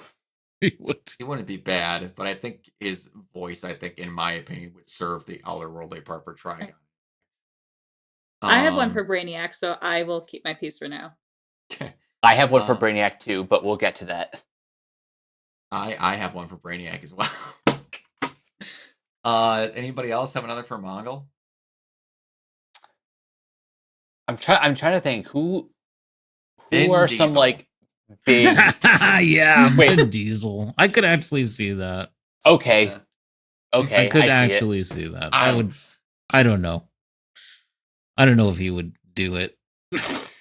Oh Maybe he would. man, we can't because he's dead. Oh, Michael Clark Duncan. I knew you were gonna say that. Oh. He'd have been fucking perfect. You know what, Umbreon? I'm with you on that. Batista would definitely work. Batista wouldn't be bad. I want Dave Batista to be Hugo Strange. Yes, especially Just with how look- slimmed down he is. Yeah, now. could see look at that. him and look at the exact drawings of Hugo Strange. It's damn near identical. I could Give him a little see bit that. thicker beard. It's fucking perfect. That's all I'm saying. But Fair enough. Well done. Brainiac, I know he's already been a character, and I'd be perfectly okay for you bringing him back as this character because he was fucking great. But Mark Strong. Yep. Ooh, Yep. All right. So, But for real, Good bring him choice. back that's as not Sinestro. the one. That's not the one who I had. all right. one that- Yeah. Oh, you want to go first, Mike? I was thinking Lee Pace for Brainiac. That's not Ooh. bad. That would Mine work. is Alan Tudyk. Okay, Wouldn't be too bad if you want the more wackier side of him. I could see that. Do you I mean, think how many is- characters is that now? Is that there Tudyk a is playing in connection the between the DCU? character that he's currently playing? Well, I mean, isn't he just voicing a robot in Superman?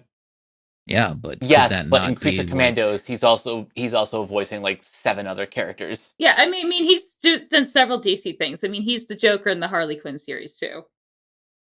Yeah, I mean, I don't think there'd be a connection if he played a live actual thing versus a robot that he's also doing a voice for. Because I don't see them also only making Pom Klementov only be a voice of a robot.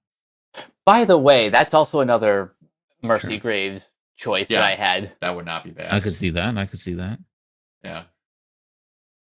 This is Hmm. just for in general, Heisers. Else. You should have Henry Cavill be. Yes. Yes. Honestly, if he shaves his head, kind of would kill it.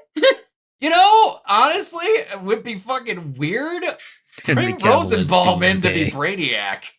Oh, okay. I see your. I I could see see the that. vision. I could Let see that. Rosenbaum do it. Or if we want to bring back classic voice actors, Corey Burton. Yeah. Peter Dinklage for Toy Man. Oh God, yes. Yeah, You know who I kind of want to be Plastic Man? Ben Schwartz. That, but also Johnny Knoxville would be terrible. Oh God. Oh God. Good lord. And I meant that in honesty. You know, honestly, in a James Gunn's, DC universe, I can see it. But Ben Schwartz would be up there. Yeah, he would be up there for for me, honestly. Or I know I say it could always be the question. Misha Collins would be terrible as Plastic Man. But yeah. So on from that, who we would want to be Batman? I've got two options that I really want. One that likely won't happen, has a possibility of happening. The other one has about a possibility of happening. First one is Jensen Ackles. Yeah. I honestly think he has a decent chance of it. And the other one is Alan Tudyk. No, not Alan Tudyk. Alan Ritson. Alan Ritson. Yeah. Could see that. You'll want built Batman. Yep. The man's a goddamn tree. Like, just let him do it. He said he'd basically give up his kids to be Batman at this point. If it's not him, and it's 95% not going to be Pattinson, the guy that I think might actually be the one is Brendan Sklenar. Brendan Sklenar is not bad. It's all depending on what age they want him to be. Mm-hmm. I think if they want to keep him close to Corn Sweat's age, then like there's only a 3-year difference between Corn Sweat and Sklenar. Well, I'm wondering if they're going to do that, when they're going to tell you, because if the Robin they're going to do is Damian, there has to be a little bit more of an age gap there. True.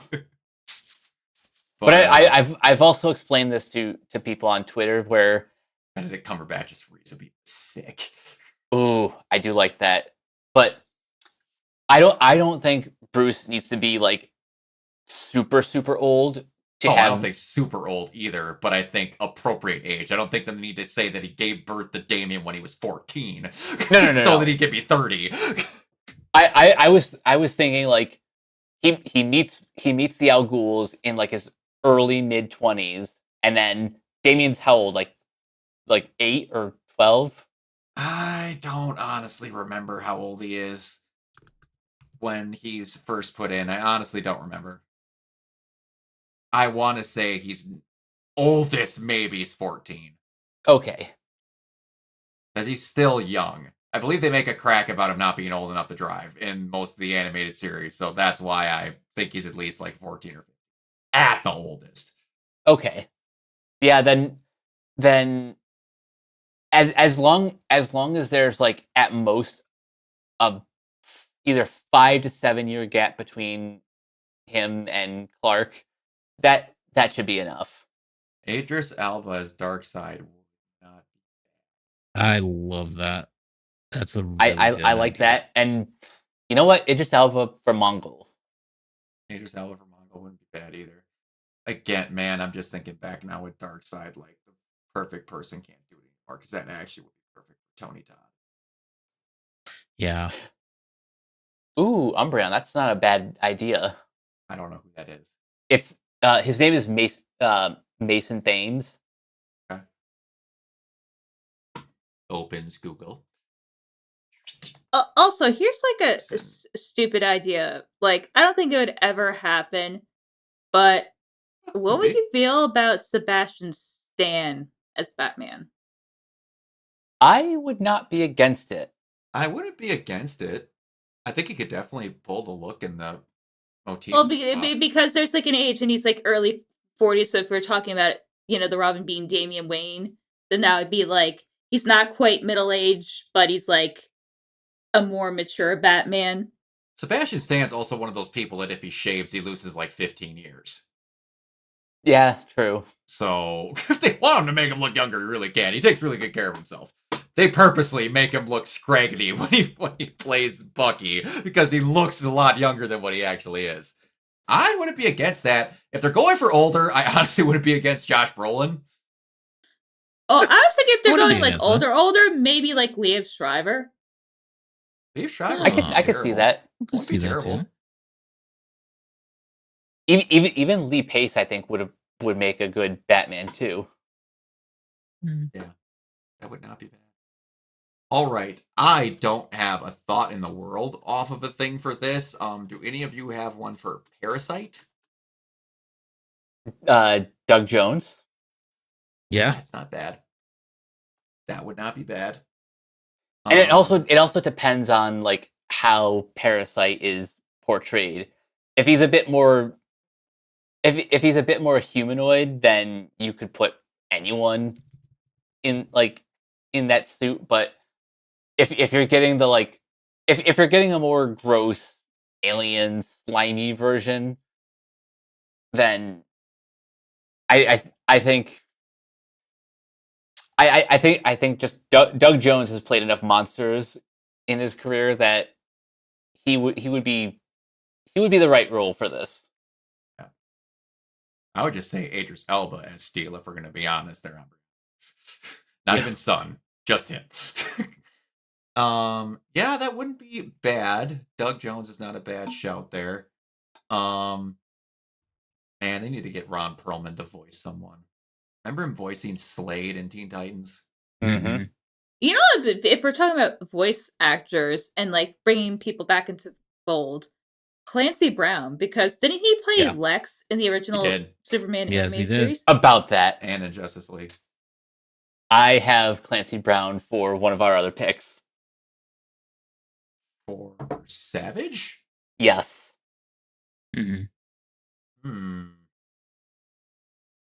See, now that's one where I don't know if I like it because I imagine Vandal Savage looking younger than Clancy Brown because of the immortality. Fair point. But I'm not against that. Man, Brolin would be another one that'd be really good for that. Vandal Savage. Who would be a good Vandal Savage? Needs to be someone who's a slightly more intimidating. Regal. Seems old school.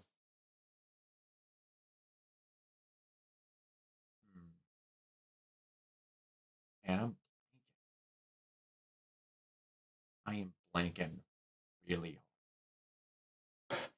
Oh, hold on. I have one that just came up. Yeah, no, they'd never get him in a movie. If they could get Daniel Day-Lewis to be Vandal Savage, I think that might be a perfect casting. He'd never do it, but I honestly think that would be beyond perfect. That would be a role I actually could see him getting some bite out of. Cliff Curtis as Vandal Savage. Opens Google.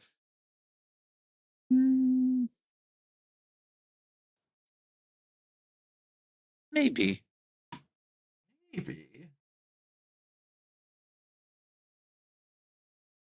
That just made me see.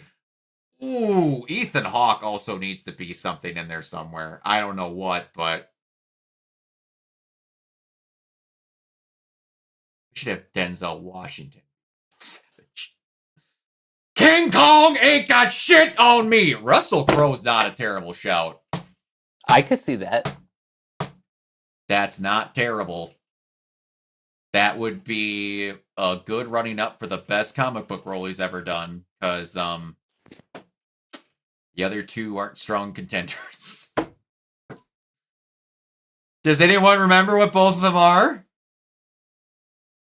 I actually do really like his Jor-El. I take that back. 3. It wouldn't be the top one then. It'd be right under Jor-El. Do you remember what the other 2 are? There was Zeus and... What's the other one? Critically acclaimed. Oscar nom filled. Wait a minute. Don't use Google, you cheating bastard. Think of it yourself. We reviewed it. Oh God, no, not that, not him. None other than the dad in Craven.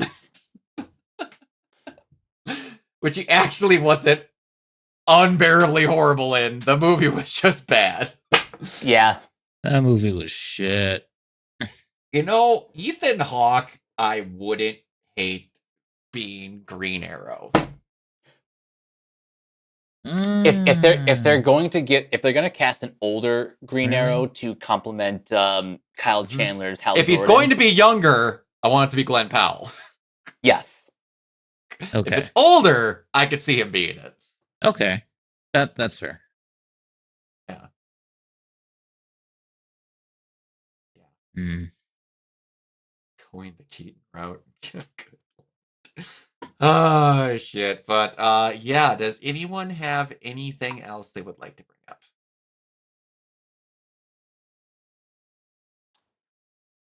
I will probably have more casting once the ball starts rolling a little bit faster with the DCU. But these are just the names that came to mind that are at least vaguely connected to Superman. Cavill as Zod. Cavill as Zod would be pretty freaking great. I like that, but I also don't need to see Zod for a while. True. I wouldn't mind them using him though, because he's one of those that even though he's been used in a lot of incarnations, it feels like he's been barely used. True. Superman's been one of those ones that like they don't, other than Lex, overuse villains because there haven't been as many Superman movies. That is true, but it does kind of seem like Lex and Zod are just the only villains who get to be in the Superman That's movies what happens when you never start a Superman movie past 2 other than the Reeves ones. Exactly. You always got the 2 starter guys. No, let's bring back, what was his name? Oh. Not Atomic Man. What was his name? Nuclear Man? Nuclear Man! Let's bring back Nuclear Man! Hey, I saw, like, this is not a Superman one, but I saw someone post up something based off a rumor, and I kind of want it to happen no matter what. Again, obviously, the one that has been shown a lot, that, Reverse Flash is known as the most petty motherfucker in DC Comics, in my opinion. Mm-hmm. You need to out-petty the Lex Luthor that they currently have. That's going to be a tall order. I think they should have Anthony Starr be Reverse Flash. Yes. And you should have Andrew Garfield be Barry Allen. I think those two could act the living shit out of a scene together. That's just me. Hate this idea, but Timothy. No, God, please, Oh God, no. God, please, no. No. Throw that into the sun Keep and never him say that far again. away Eisers. from this. Lord, no. You know what? Have Timothy Chalamet be Mixius Spitlick. Or Batmite. Anything. Have him just be an otherworldly blah, blah, blah, thing that shows up every once in a while where they'd be like, haha, was that thing? And then, no. Or Like, you I could don't just not mind have him him at all. but it's just, I'd like to see him in something that's not Dune. I'd like to see him in something that's not. But anyway, I think that is all we have for the week. Mike, where can everybody find you? You guys can find me on various social media sites at Captain K42. You can check out my quick thoughts on letterboxd.com/CoachK42. And you can follow Renegade Pop Culture on Facebook and Blue Sky at Renegade Pop Culture. You can also find us here on YouTube, on Podchaser. Consider supporting our Patreon at patreon.com/Renegade Pop Culture. Listen to all of our podcasts on Spotify, Apple Podcasts, or wherever you listen. And last but not least, everything can be found at renegadepopculture.com. You can escape, so do we. Absolutely, Bree. You can find me on Blue Sky at crazylemur.bsky.social. I'm also on Instagram at lemurs1, and we have a new episode of Lay Crap coming out on Sunday to commemorate the start of Shark Week, featuring Sharktopus Part 2, the 2023 Chinese remake, which is surprisingly good, and we gush over it. So if you want to hear us talk about weird movies, I'd give that a listen. Kiona? You can find me on Instagram and Threads at Neoplasmic81, also on Blue Sky and Twitch at Neoplasmic, and also on Twitter at Neoplasmic24. I never post on my Instagram. It's where I get the most followers out of anyone. Like, why? Anyway, you can find me everywhere at Organized Zero, mainly on Twitch and YouTube. If you are interested in Ghost of Yotei, you can follow. Oh my gosh. I'll be giving away a digital deluxe edition on the midnight release on October 2nd. All you need to do is be subscribed and watching. Yes, Manny, you have to be watching. $5 to win yourself something that's worth $80. If you're into cosplaying and such, that's over on my Instagram. All my convention, what's the who's it's and all that will be over there. The next one I'm going to be at is Anime 414. And then 2D Con is one that got added. I'm quite excited to go to that. A little smaller one over in Minneapolis. So that'll be fun. All right. Until next time, we will see you all later. Bye. Bye.